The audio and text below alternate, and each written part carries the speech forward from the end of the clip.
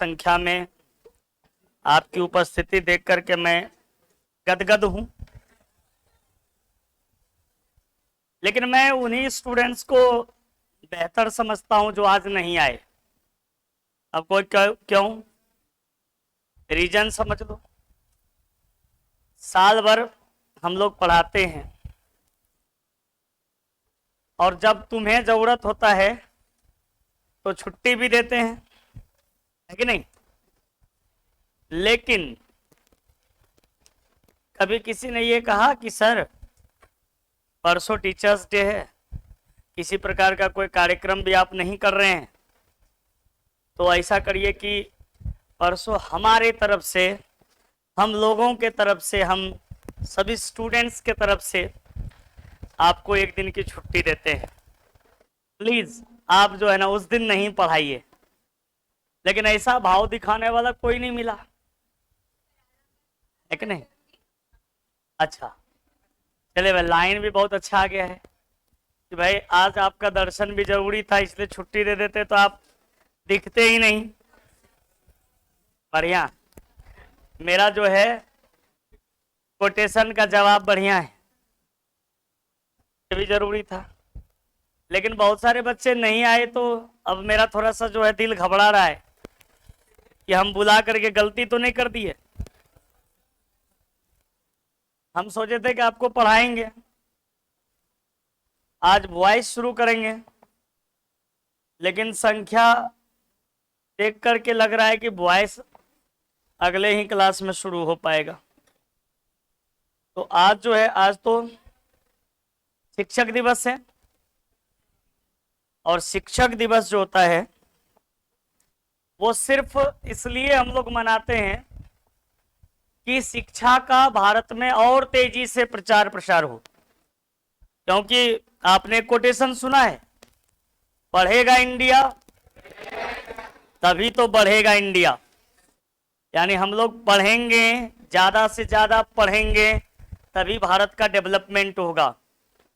आज अगर Bharat developing country है, डेवलप्ड नहीं है, तो ड्यू टू एजुकेशन, शिक्षा के कारण आज हम डेवलप्ड नहीं बन पाए हैं। अगर हमारे देश की शिक्षा व्यवस्था और बेहतर होती तो आज इंडिया भी एक डेवलप्ड कंट्री के श्रेणी में आने वाला देश होता। लेकिन हम लोग क्या है अभी developing, because our education system is not so good. And आज के डेट में भी हमारे यहाँ शिक्षा की बहुत कमी है, बहुत सारे लोग शिक्षित नहीं है।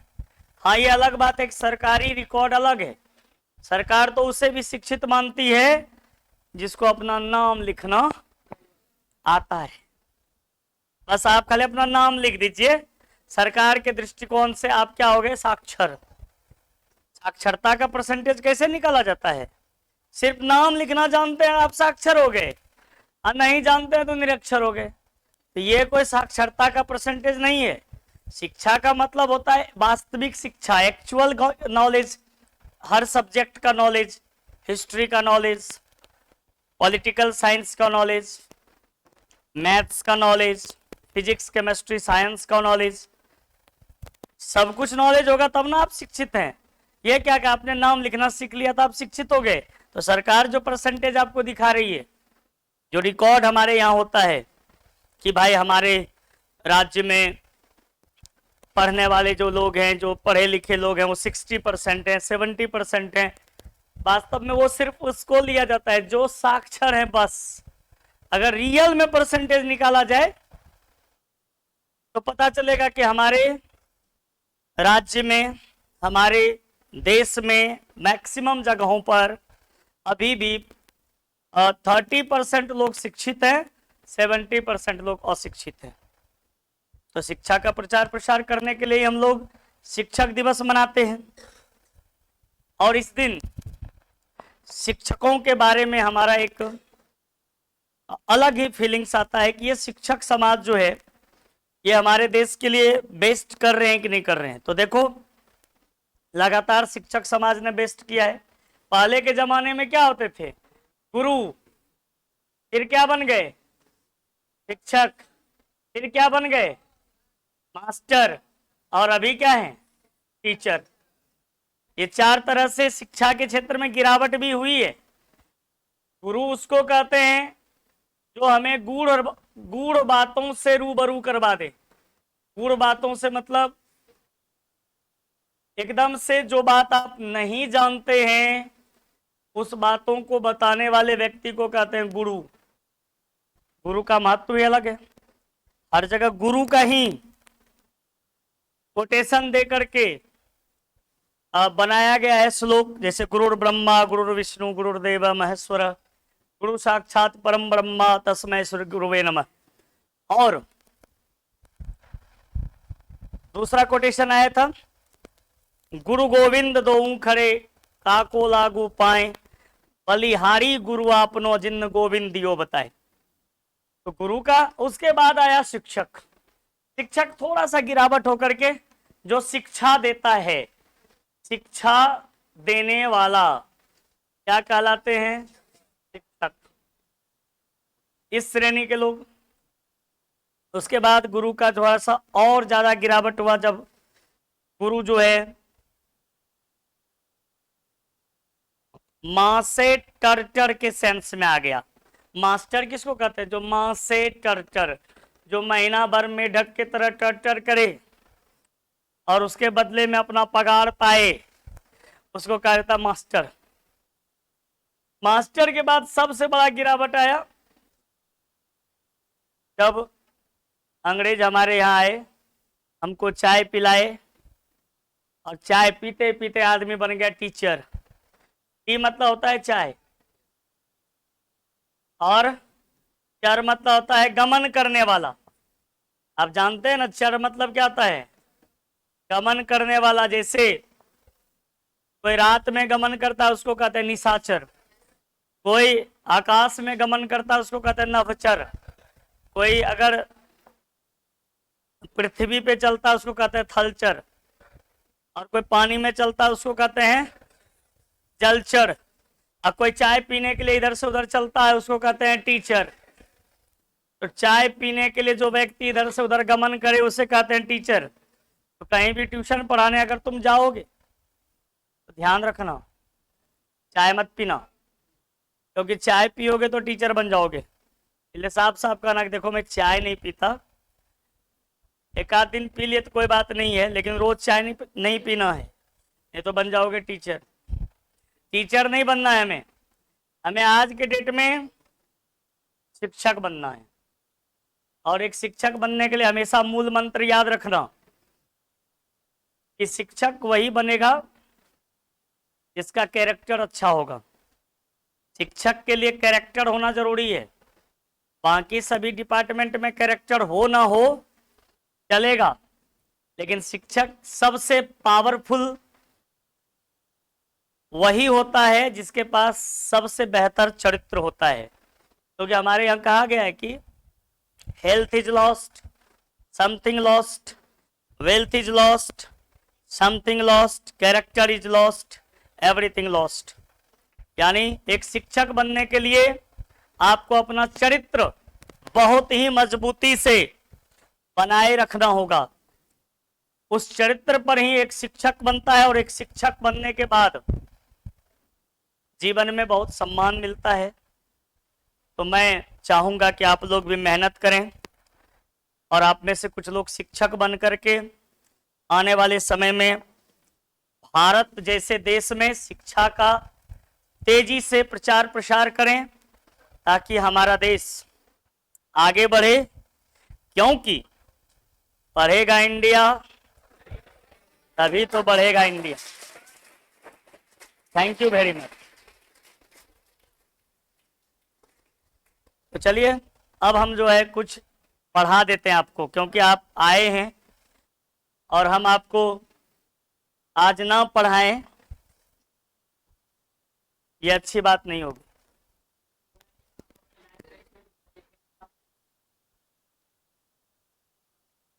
लाइफ का स्टोरी देखो, सक्सेस होने के लिए बस एक ही चीज है, लगातार परिश्रम। सक्सेस का कोई दूसरा शॉर्टकट मेथड नहीं होता है, ये बात पहले दिमाग में सेट करिए। सफल होने के लिए सबसे बड़ा और सबसे मजबूत पिलर है, स्तंभ है, कंटिन्यूअसली लेबर, और कुछ भी नहीं। आपको कोई भी कह दे कि ये शॉर्टकट तरीका है, ऐसे आप कर लीजिएगा तो जल्दी से सक्सेस हो जाइएगा, तो ऐसा कुछ नहीं होता है। अगर आप मेहनत करेंगे तभी सक्सेस होंगे। और हमारे जीवन में तो सक्सेस होने के लिए कुछ स्पार्क है, कुछ घटनाएं हैं जिसने हमें सक्सेस करा दिया। आपको बताए भी थे एक दो घटनाओं के बारे में। पहली घटना उस समय का जब मैं दिल्ली में था।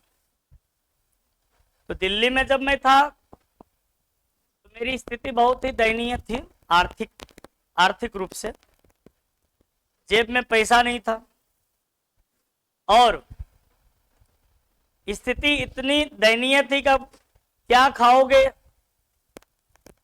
वो उतना पैसा भी मेरे पास नहीं था।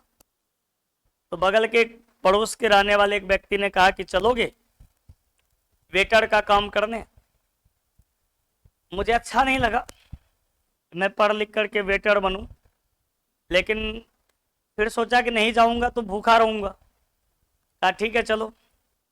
तो 2-4 दिन मैं वेटर के काम को करने के लिए गया था। वेटर समझ रहे हो ना, जो इसी पार्टी फंक्शन में लोगों को खाना खिलाता है, सर्व करता है। हम भी एकदम से जो है काला फुल पैंट, उजला शर्ट, टाई लगा करके गए। सोचे कि भाई वेटर को इज्जत मिलता होगा, यही सोच के गए थे। लेकिन जब गए तो बोला कि भाई बर्तन वहां पे है, थोड़ा सा साफ कर दो। तो मैं सोचा अरे ये करना पड़ेगा। खैर मेरी मजबूरी थी, मैंने किया।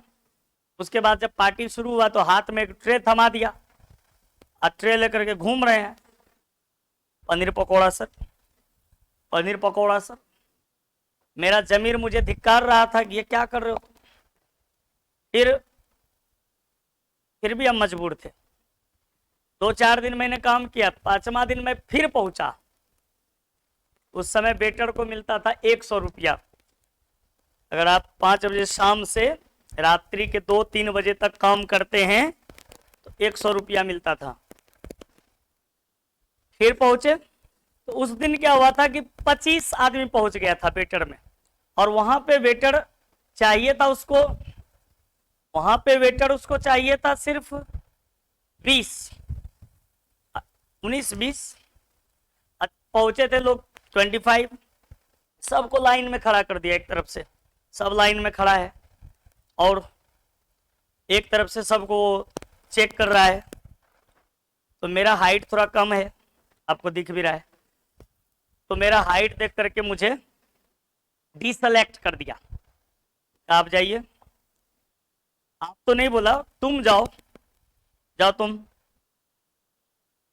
उस समय मुझे लगा कि नहीं, जिंदगी में इस तरह से झुकने से जिंदगी नहीं चलने वाला है। अगर जिंदगी में घुटना टेक दोगे तो जिंदगी फिर तुम्हें आगे कभी नहीं बढ़ने देगा। हमने समझ लिया कि नहीं, घुटना अब नहीं टेकेंगे। उसी दिन संकल्प ले लेगा, अब वेटर की नौकरी, वेटर का काम करने के लिए मैं बिल्कुल नहीं आऊंगा। तो एक स्पार्क, और मैंने उसी दिन सोचा था कि नहीं, कुछ करना होगा जिंदगी में, कुछ करना होगा। वो तकलीफ मुझे था ही, हालांकि मैं मेहनत लगातार कर रहा था। और दूसरा तकलीफ तब हुआ, जो बड़ा तकलीफ था मेरे लिए, जब मेरे ही मेरा दोस्त आईआईटी इंजीनियर बन गया। मुझे खुशी हुई, आईआईटी बन गया तो बहुत अच्छी बात है, बड़ा इंजीनियर बन गया। उसकी शादी की बात हो रही थी, शादी का डेट भी फाइनल हो गया। उसे बड़ा सा दहेज भी मिला। राजहंस होटल में उसका रिसेप्शन भी था।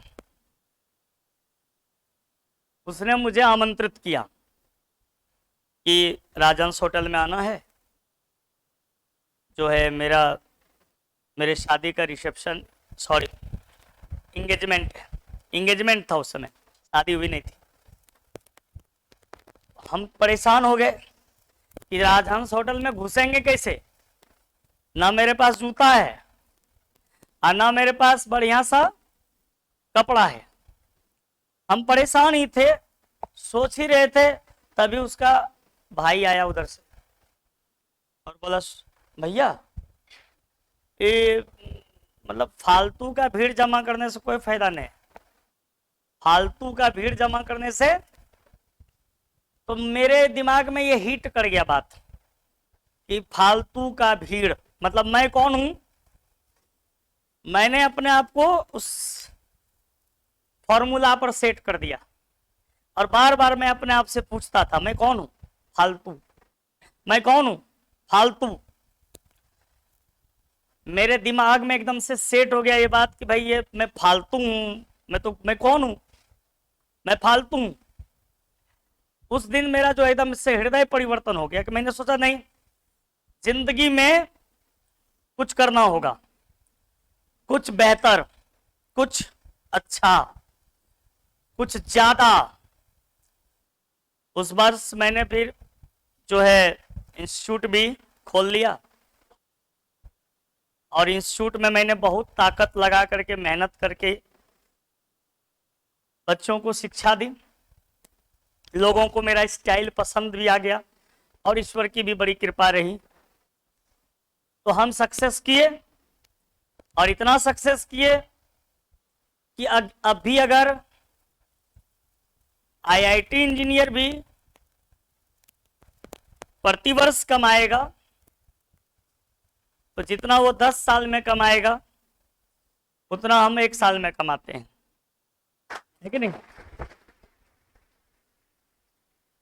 तो स्पार्क तो होता है जिंदगी में, कुछ ऐसे मोमेंट्स आपके जीवन में आएंगे जो आपको बहुत ज्यादा विचलित कर देंगे, दुखी कर देंगे। उस दुखी वाले मोमेंट से हमें पॉजिटिव चीज लेना है। उस समय हमें बेहतर करने के लिए सोचना है, ये नहीं कि टूट जाना है। ये नहीं कि भाई हम दुखी हुए तो टूट गए और सोचने लगे कि अच्छा मेरा जिंदगी ऐसे है, बेकार है, हम कुछ नहीं कर सकते हैं। नहीं, उस समय ये सोचना है इसने मुझे ऐसा क्यों कहा, इसका मतलब है कमी मुझ में है। अगर कोई आप पे उंगली उठा रहा है तो कमी आप में है। ये नहीं कि उसी पर जो है ना हम ये करें, कमेंट करें कि नहीं नहीं वो खराब आदमी इसीलिए मुझे खराब कर रहा है। वो खराब है या अच्छा है उसको बाद में देखिए, पहले अपने आप को देखिए कि अगर कोई उंगली हम पर उठा रहा है तो कहीं मुझ में तो कमी नहीं। अगर है तो आप में ताकत भी है, सुधार लीजिए। आप में ताकत है, आप सुधार सकते हैं, बस सुधार लीजिए। सक्सेस तो मिलना ही मिलना है।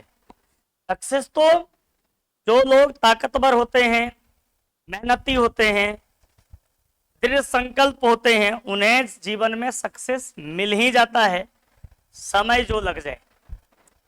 ठीक है, तो चलिए, मैंने अपने बारे में कुछ बताया आपको, बातों को समझ लिया आपने, क्या क्या कहां पे हुआ टर्न। मेहनत तो करना होगा। हाँ, स्पार्क लगा के मेहनत करोगे तो जबरदस्त जबरदस्त बेनिफिट होगा। मतलब स्पार्क मतलब किसी चीज से प्रेरित होकर के, किसी ने आपको ठुकरा दिया, किसी ने आपको दर्द दिया, किसी ने आपको कष्ट दिया, किसी ने आपको गलत कहा, किसी ने आपको गलत आंकने का प्रयास किया, जब भी कोई आपको नीचा दिखाए वहीं से सोचना कि मेरे जीवन में आगे जाने का रास्ता खुल गया है, अब मैं मेहनत करूंगा जबरदस्त। खैर, तो करिए, आप लोग भी करिए, बहुत कुछ है, आप भी प्रेरित होइए। अभी बिहार में टॉप 10 होता है ना भाई, टॉप 10 होता है ना, इसको ही मानिए अपना लक्ष्य कि हमें टॉप 10 में आना है। रोज हम यही सोच करके पढ़ाई करें कि हमें टॉप 10 में आना है, हमें टॉप 10 में आना है। तो अगर हम लगातार मेहनत करेंगे तो टॉप 10 में हम आ सकते। मैं ये नहीं कहता कि अगर मैं नहीं आया तो मैं असफल हो गया, कोशिश करने में क्या जाता है, हमें माउंट एवरेस्ट पे चढ़ना है, पहले इरादा मजबूत करोगे तब ना। तब पहले हम जानेंगे कि हम टॉप 10 में आएंगे तो भी तो हम टॉप 10 के लायक मेहनत करेंगे। हम पहले ही मान लेंगे नहीं टॉप 10 में तो बहुत विद्यार्थी आने वाला है, हमसे थोड़ा होगा, हम तो कमजोर हैं, हम तो जैसे तैसे 30 नंबर ले आएंगे, हो गया, हमको तो किसी तरह से भाई पास कर जाना है। तो पहले ही आप अपना इरादा कमजोर कर चुके हैं। जो लोग पहले इरादा कमजोर कर लेता है वो सक्सेस नहीं होता है। आप जानते हैं अगर आपको सुबह में 5 बजे जगना है तो आप अलार्म कितने बजे का लगाइएगा, कितने बजे का, 4:30, 4:35, 4:45, ऐसे ना। यहीं पे आपका इरादा कमजोर हो गया, इसी को कहते हैं कमजोर इरादे। अगर हमें 5 बजे जगना है तो मेरा अलार्म 5 बजे का ही लगेगा पक्का, और 5 बजे जैसे अलार्म बोलेगा मैं 1 सेकेंड भी देरी नहीं करूंगा और अपने बिछावन को छोड़कर खड़ा हो जाऊंगा। इसको कहते हैं मजबूत इरादा। और कमजोर इरादे वाले ये करते हैं क्योंकि उसको पता है 4:30 बजे बजेगा तो एक बार फिर दबा के सो जाएंगे, फिर 4:35 में बजा तो फिर एक बार फिर सो गए। और वो व्यक्ति 5 बजे पक्का नहीं जगेगा, वो जगेगा 5:30 बजे, क्योंकि उसका इरादा यहीं पे कमजोर है। 4:30 जैसे आपने लिया इरादा कमजोर हो गया, 5 बजे जगना है तो 5 बजे का अलार्म लगेगा और 5 बजे पक्का जगेंगे, दैट्स ऑल। इरादा मजबूत उसको कहते हैं कि जो लक्ष्य है वही उसी लक्ष्य पे काम करेंगे। जैसे ही आप पहले का लिए टाइमिंग, आपका इरादा कमजोर हो गया। तो सबसे पहले सफलता पाने का सबसे मजबूत तरीका है अपने इरादों को मजबूत करिए। कार्य तो बाद में होगा, कार्य बाद में होगा ना, पहले इरादा करोगे तब ना कि हमको यूपीएससी क्रैक करना है, हमको यूपीएससी ही क्रैक करना है, तो फिर मेरा इरादा मजबूत है, हमको यूपीएससी ही क्रैक करना है, दैट्स ऑल। इरादा मजबूत पहले करोगे तब। अब आज के डेट में मैक्सिमम स्टूडेंट से तुम पूछ लो तुम करना क्या चाहते हो, जवाब यही आएगा कि पता नहीं, क्या बनना क्या चाहते हो। देखते हैं, कोशिश करते हैं, सब में फॉर्म भरेंगे, सब में फॉर्म भरेंगे, चपरासी से लेकर आईएएस तक फॉर्म भरेंगे, कुछ तो बनेंगे ही। अगर आप चपरासी से आईएएस तक फॉर्म भर रहे हैं इसका मतलब है कि आपका इरादा मजबूत नहीं है। आप कुछ भी पाना चाहते हैं तो पता चलेगा कि आप कुछ नहीं पा सके। बात समझे कि नहीं? इरादा सबसे पहला मजबूत तरीका है। खैर, अब मैं आपको एक पत्र लिखवाऊंगा आज, एक लेटर, बहुत इंपॉर्टेंट, एग्जाम में पूछा हुआ लेटर है।